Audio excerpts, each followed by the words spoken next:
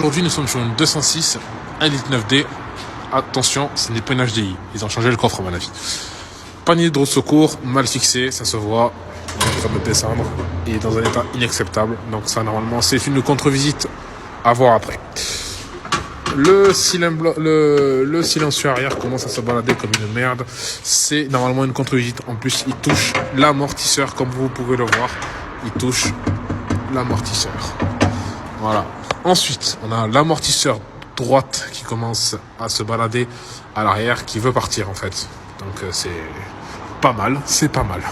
On est dessous un véhicule qui est potentiellement potable au niveau du plancher à l'arrière. Bon, elle n'a pas tapé. À ce que je vois, c'est leur maladie de sens ici. Ensuite, on remonte vers l'avant. On peut s'apercevoir que le pneu avant gauche commence à être légèrement usé sur le flanc, sur le côté intérieur, pardon. Voilà. Les disques, on voit qu'ils sont légèrement rayés, mais on verra après. Voilà. On passe sur le côté droit, pareil. Le pneu est usé à l'intérieur.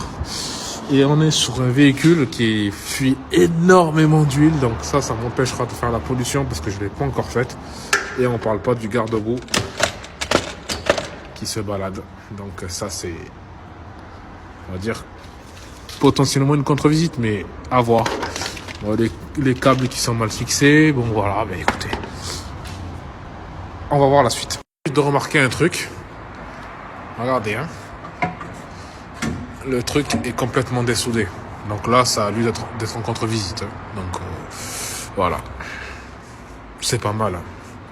C'est pas mal. Ensuite, on passe à l'intérieur. Comme vous pouvez le signaler, bon là, elle est pas en marche. On va voir si le voyant reste allumé. Et oui, il y a un voyant qui reste allumé, le voyant ABS. Allez, contre-visite aussi. 304 000 km, ça en fait des kilomètres.